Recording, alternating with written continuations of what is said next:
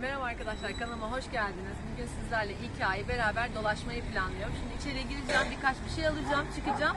Ama size en sevdiğim parçaları ve yeni sezonda neler var onları göstereceğim.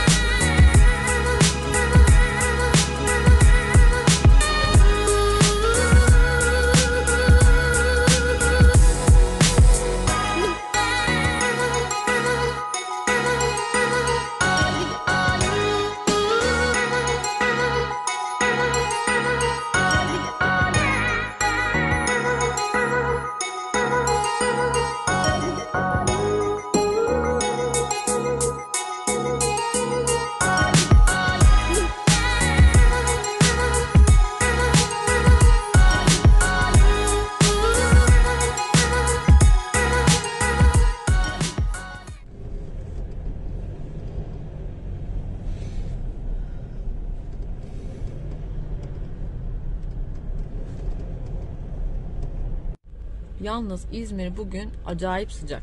Kaç derece? 19 derece mi gösteriyor şu anda? 19 derece gösteriyor ama bence çok sıcak. Şöyle sweatshirtlerle falan dolaşabiliyorum yani dışarıda. Hatta akşamüstü ama hala soğuk değil. Çok güzel bir hava var. Bugün Mart'ın 3'ü ve tam bir bahar havası İzmir'de.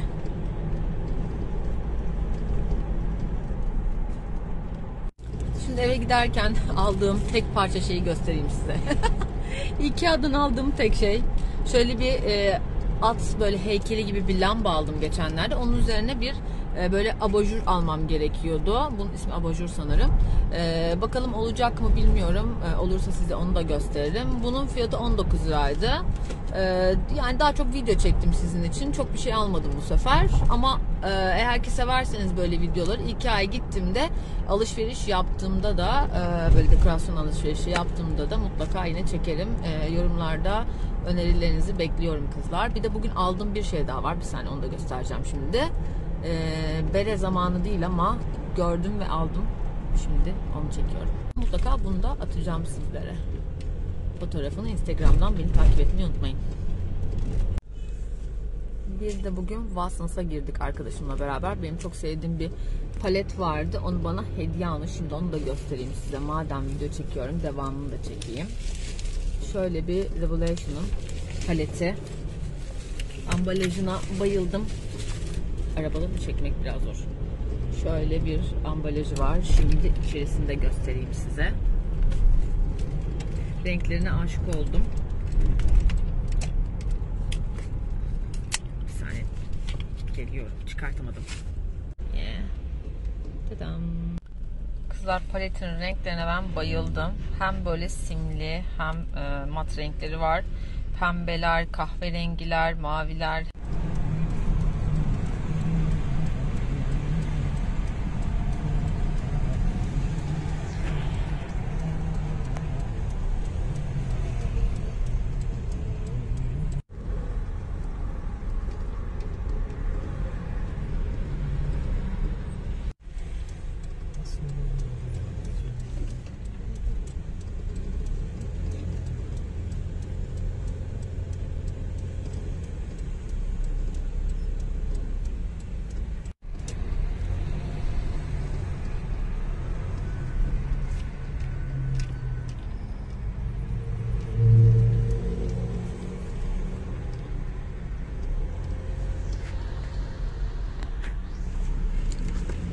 Bir gün de şu Ege Perla'yı dolaşmaya gelebiliriz. Gerçi çok fazla bir marka yok ama böyle bir alışveriş merkezlerini turlama videoları çekmeyi planlıyorum.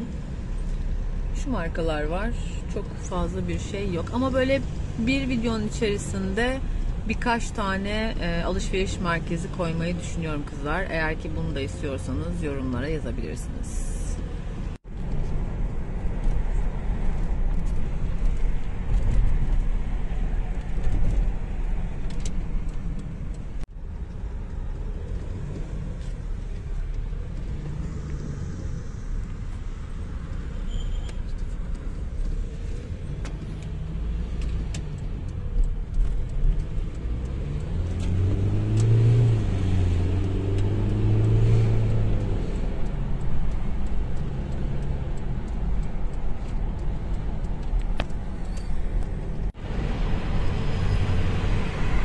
Burası da Alsancak Liman.